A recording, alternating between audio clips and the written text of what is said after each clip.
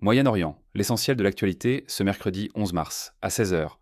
Premièrement, des responsables israéliens ont révélé que Washington a pris contact, par des canaux politiques va militaires, pour demander officiellement à Tel Aviv de cesser ses frappes contre les infrastructures énergétiques de Téhéran. Deuxièmement, l'armée thaïlandaise confirme que le navire de fret Mayurenare, battant pavillon thaïlandais, a été la cible d'une attaque à proximité du détroit d'Ormuz. L'intégralité des 23 membres d'équipage est de nationalité thaïlandaise. 20 d'entre eux ont déjà évacué le bâtiment à bord de canaux de sauvetage, tandis que 3 marins se trouveraient toujours à bord du navire. Une enquête est en cours pour déterminer les circonstances exactes de cet acte. Troisièmement, l'agence de presse officielle iranienne IRNA a diffusé aujourd'hui une séquence vidéo montrant le lancement massif de missiles lourds contre des cibles américaines israéliennes dans la région. Téhéran affirme qu'il s'agit de l'offensive la plus importante menée par ses forces armées depuis le déclenchement des hostilités.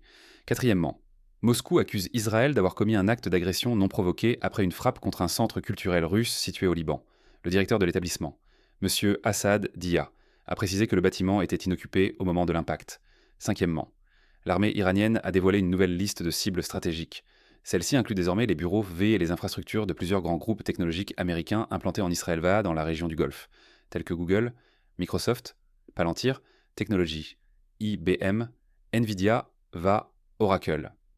Téhéran justifie cette décision en affirmant que les technologies de ces sociétés sont directement intégrées à des opérations militaires. Enfin, l'Iran fait face à une catastrophe écologique majeure sous la forme de pluie noire, consécutive aux frappes aériennes des États-Unis d'Amérique.